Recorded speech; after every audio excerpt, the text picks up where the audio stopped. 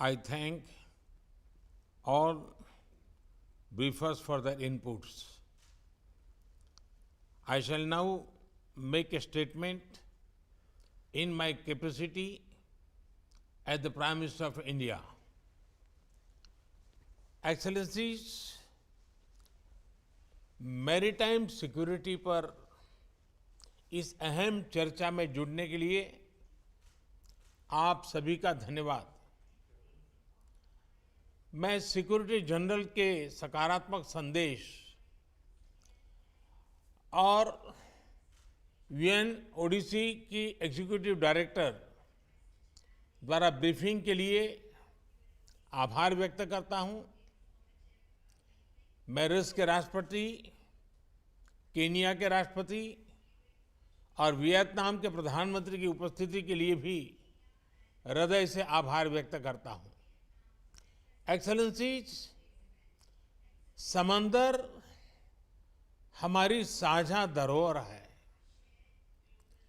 हमारे समुद्री रास्ते इंटरनेशनल ट्रेड की लाइफलाइन है और सबसे बड़ी बात यही है कि ये समंदर हमारे प्लेनेट के भविष्य के लिए बहुत महत्वपूर्ण है। लेकिन हमारी इस साझा समुद्री धरोहर को आज कई प्रकार की चुनौतियों का सामना करना पड़ रहा है। पायरेसी और आतंकवाद के लिए समुद्री रास्तों का दुरुपयोग हो रहा है। अनेक देशों के बीच मैरीटाइम डिस्प्यूट्स हैं और क्लाइमेट चेंज तथा प्राकृतिक आपदाएं भी मैरीटाइम डोमेन से जुड़े विषय हैं। इस व्यापक संदर्भ में अपनी साझा सामुद्रिक धरोहर के संरक्षण और उपयोग के लिए हमें आपसी समझ और सहयोग का एक फ्रेमवर्क बनाना चाहिए। ऐसा फ्रेमवर्क कोई भी देश अकेले नहीं बना सकता। ये एक साझा प्रयत्न से ही साकार हो सकता है। इसी सोच के साथ हम इस महत्वपूर्ण विषय को सुरक्षा परिषद के समक्ष लेकर आए हैं। मुझे पूरा विश्वास है कि आज की हाई लेवल चर्चा से विश्व को मैरीटाइम सिक्योरिटी के मुद्दे पर मार्गदर्शन मिलेगा। एक्सेलेंसीज, इस मंथन को स्ट्रक्चर देने के लिए मैं आपके समक्ष 5 मूलभूत सिद्धांत रखना चाहूंगा। पहला सिद्धांत, हमें मैरीटाइम ट्रेड में बैरियर्स हटाने चाहिए। हम सभी की समृद्धि मैरीटाइम ट्रेड के सक्रिय फ्लो पर निर्भर है। इसमें आई अड़चनें पूरी वैश्विक अर्थव्यवस्था के लिए चुनौती हो सकती है।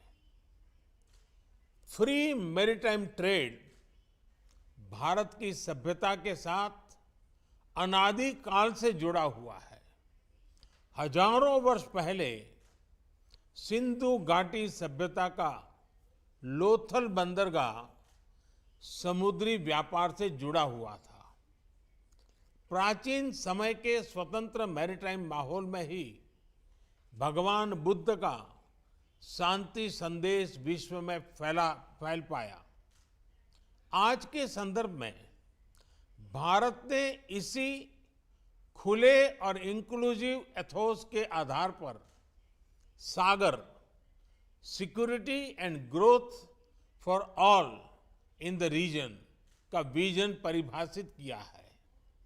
इस विजन के जरिए हम अपने क्षेत्र में मैरीटाइम सिक्योरिटी का एक इंक्लूसिव ढांचा बनाना चाहते हैं।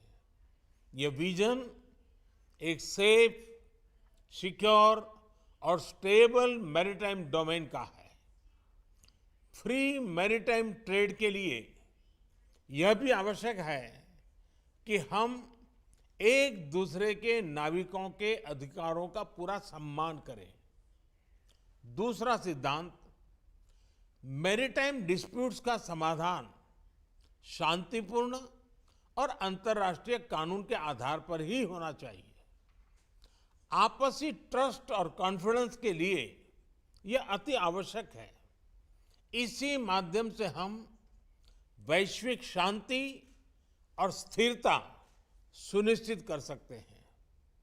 भारत ने इसी समझ और मैच्योरिटी के साथ अपने पड़ोसी देश बांग्लादेश के साथ अपनी मैरीटाइम बाउंड्री को सुलझाया है। तीसरा सिद्धांत, हमें प्राकृतिक आपदाओं और नॉन स्टेट एक्टर्स इनके द्वारा पैदा किए गए मैरीटाइम थ्रेट्स का मिलकर सामना करना चाहिए। इस विषय पर क्षेत्रीय सहयोग बढ़ाने के लिए भारत ने कई कदम लिए हैं। साइक्लोन, सुनामी और प्रदूषण संबंधित समुद्री आपदाओं में हम फर्स्ट रिस्पॉन्डर रहे हैं।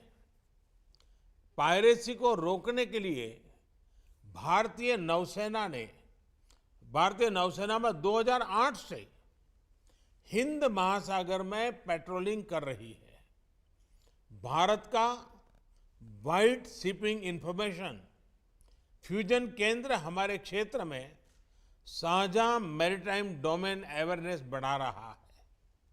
हमने कई देशों को हाइड्रोग्राफिक सर्वे सपोर्ट को और समुद्री सुरक्षा में प्रशिक्षण भी दिया है।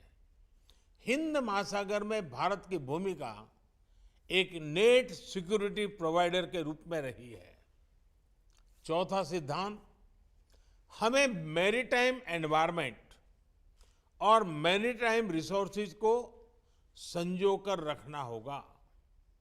जैसा कि हम जानते हैं, ओशंस का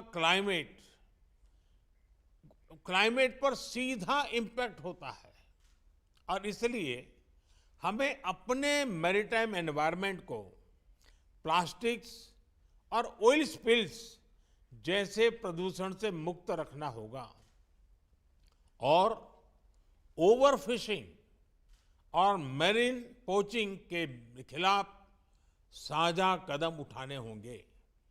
साथ ही हमें ओशन साइंस में भी सहयोग बढ़ाना चाहिए। भारत ने एक महत्वाकांक्षी डीप ओशन मिशन लॉन्च किया है। हमने सस्टेनेबल फिशिंग को प्रोत्साहन देने के लिए भी कई पहले ली है। पांचवा सिद्धांत, हमें रिस्पॉन्सिबल मैरीटाइम कनेक्टिविटी को प्रोत्साहन देना चाहिए। यह तो स्पष्ट है कि समुद्री व्यापार को बढ़ाने के लिए इंफ्रास्ट्रक्चर का निर्माण आवश्यक है, लेकिन ऐसे इंफ्रास्ट्रक्चर प्रोजेक्ट्स के डेवलपमेंट में देशों की फिस्कल सस्टेनेबिलिटी और एब्सॉर्प्शन कैपेसिटी उसको भी ध्यान में रखना होगा। इसके लिए हमें उचित वैश्विक नॉर्म्स और स्टैंडर्ड्स बनाने चाहिए। एक्सेलेंसीज, मुझे विश्वास है इन 5 सिद्धांतों के आधार पर मैरीटाइम सिक्योरिटी कोऑपरेशन इसका एक वैश्विक रोड मैप बन सकता है। आज की ओपन डिबेट की उच्च और सक्रिय भागीदारी यह दिखाती है कि यह विषय सुरक्षा परिषद के सभी सदस्यों के लिए महत्वपूर्ण है।